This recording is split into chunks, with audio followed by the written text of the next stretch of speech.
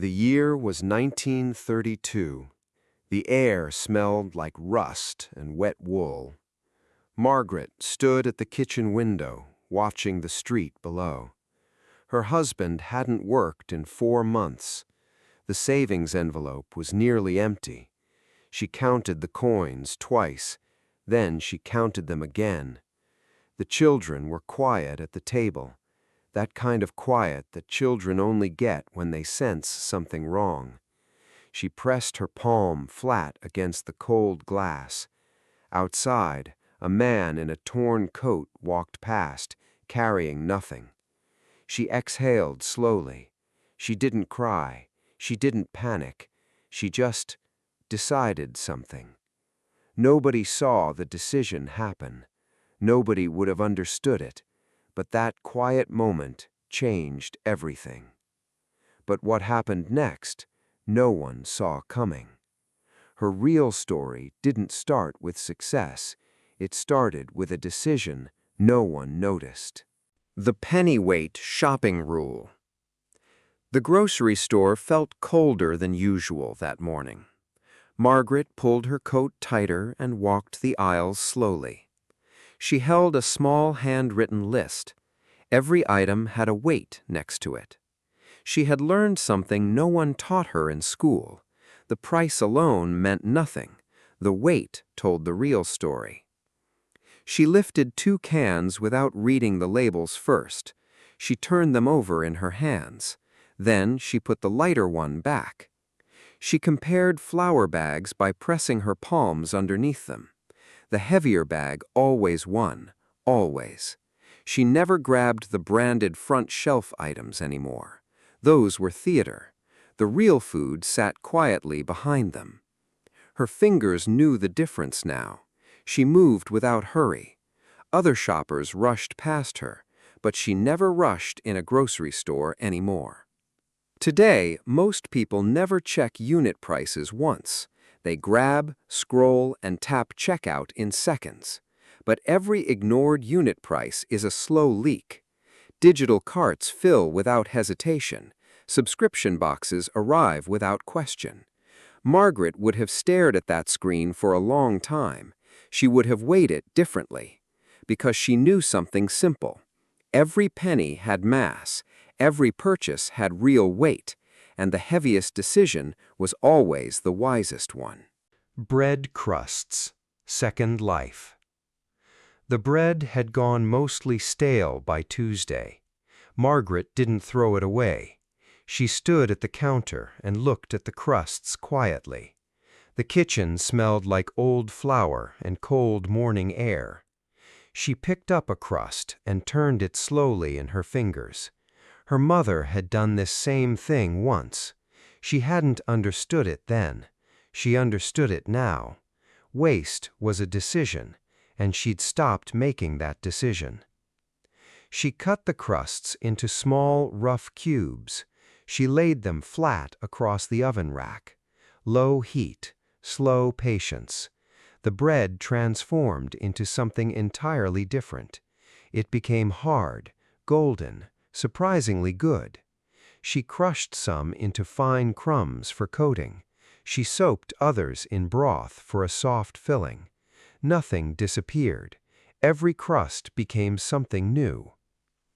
In 2026, people throw away nearly 40% of the bread they buy. It expires quietly in plastic bags.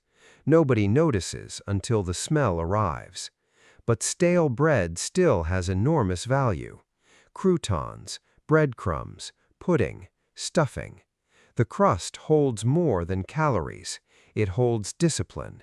It holds the memory of not wasting what cost something real.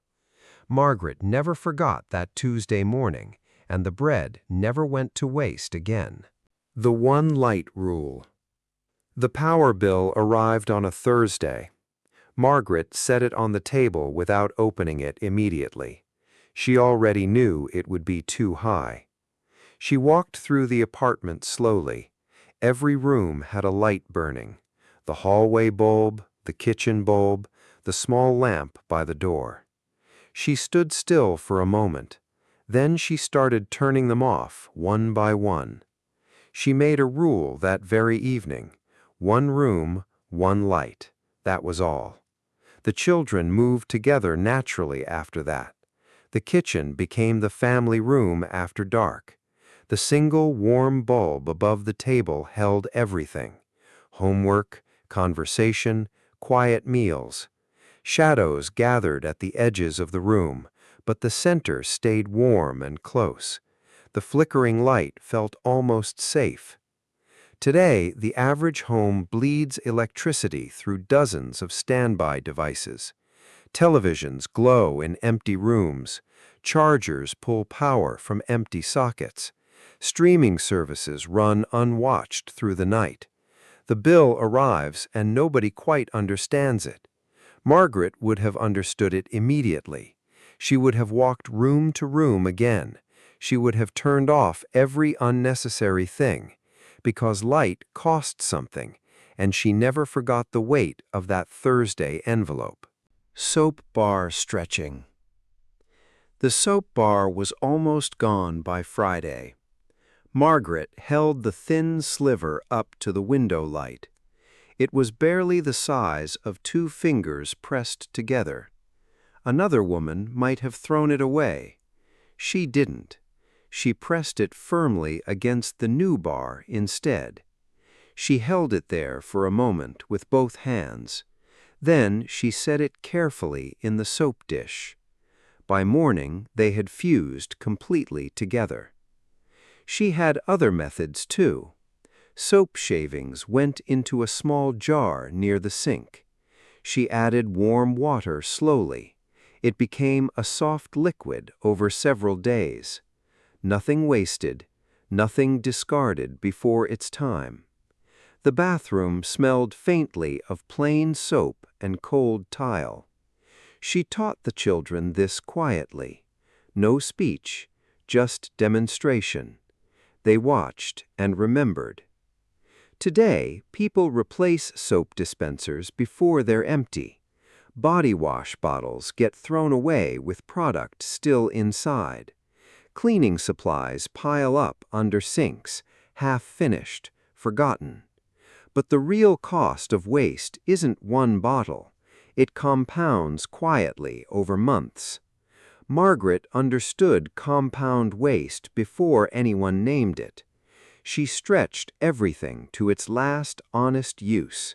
A cracked bar of soap, a near-empty jar, small disciplines that added up to something real and lasting. Community potluck networking.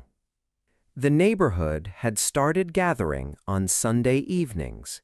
It began with just 3 families. Someone brought bread. Someone brought a pot of beans. Someone brought pickled vegetables from a small jar. The table wasn't fancy. The floor had a creak near the window. But something warm happened around that table.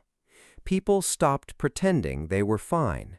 They talked about real things quietly, and they shared what little they had. Margaret brought a corn dish the first time. She was embarrassed by how simple it was, but nobody looked at the dish with judgment. They looked at the person who brought it. She noticed that slowly. These gatherings weren't charity, they were exchange. Information moved around that table as much as food did. Someone knew about work. Someone knew about cheaper coal. Someone had extra eggs that week. Today, people eat alone in apartments lit by delivery app screens. Food arrives in plastic bags from strangers. Community meals have nearly disappeared from ordinary life. But humans aren't designed for solitary consumption. Connection carries real practical value. Information shared over a meal saves money quietly. A neighbor's tip about a sale, a shared tool, a borrowed ingredient. Margaret understood that community was infrastructure. The potluck table was never just about food. The 24-hour cooling off tin. There was a small tin on the shelf above the stove. Margaret had placed it there deliberately. It wasn't decorative. It served one very specific purpose. Whenever she felt the urge to spend on something unplanned, she wrote it down on a slip of paper. She folded the slip small. She dropped it into the tin. Then she walked away from the store, the window, the thought. She gave it exactly 24 hours. Most slips she never retrieved. The urgency faded by the next morning. Whatever had felt necessary at 4 o'clock felt different at 10 the following morning. The cool kitchen air always brought clarity. She would lift the tin lid occasionally and read old slips. Shoes she hadn't bought, a fabric she hadn't needed, things she had genuinely forgotten wanting. The tin held her impulses still and quiet. In 2026, impulse spending is engineered with terrifying precision. One-click purchasing, countdown timers on sales, notifications designed to create urgency. The system is built to eliminate the pause, but the pause is everything. 24 hours changes almost every spending decision. Margaret's tin was simple and tin cheap, but it held back more money than any budget spreadsheet ever could. The cooling-off period was the real financial weapon, and it cost absolutely nothing to practice. Vinegar, the universal cleaner. The cleaning shelf was almost bare. Margaret stood looking at it on a Wednesday morning. One small bottle of white vinegar remained. She picked it up and turned it slowly. Some women would have panicked at the empty shelf. She felt something different, almost calm, because she knew what vinegar could do. She had learned this from her own mother years earlier, and she had never forgotten the lesson. She diluted it with water in an old glass jar. She wiped down the kitchen counter first. The smell was sharp and clean all at once. She used it on the window glass next, then the bathroom tiles, then the stove surface where grease had settled. Each surface came clean, without chemicals, without expense, without effort. The jar went a very long way. She set a small cloth aside for next week. Today, people own 17 different cleaning products for 17 different surfaces. Each bottle promises something the last one didn't. The cabinet fills up with half-used specialties. The spending adds up without notice. But most surfaces in a home need the same basic thing: acid, dilution, a cloth. White vinegar still costs almost nothing in 2026. It still cleans almost everything. Margaret would not have been surprised by that at all. She already knew.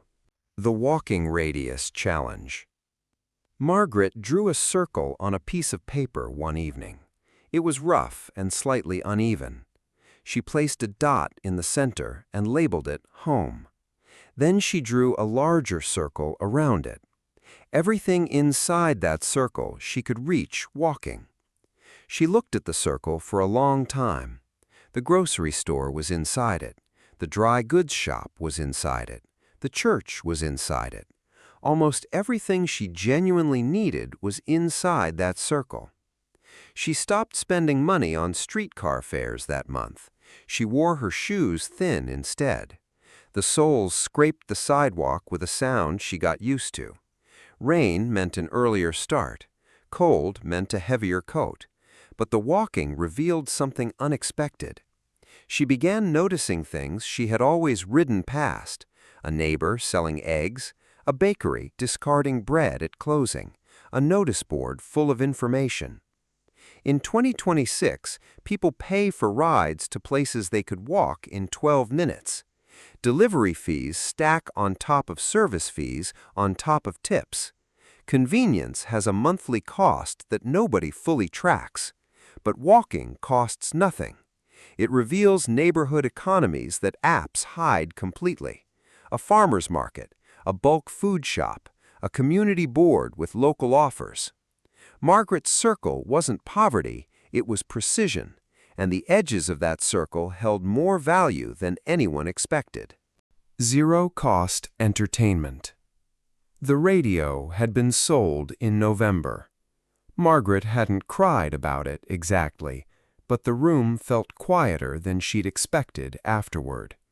The children noticed the empty corner. They asked about it once. She didn't answer directly. She simply sat down at the table that evening and started something new. She opened an old book she'd read before. She read it aloud, slowly. The children listened without being asked twice. The room filled with something again. Other evenings she taught them card games she remembered from childhood. Simple ones, slow ones. Sometimes they played the same game 3 times without noticing. She drew pictures with them on the backs of old envelopes. Someone learned to whistle that winter. Someone else learned to do card tricks. Small things, inexpensive things, but the evenings passed warmly and completely without spending anything at all. In 2026, entertainment costs arrive through subscriptions most people forget they pay. Streaming, gaming, music, premium tiers, monthly fees that vanish silently.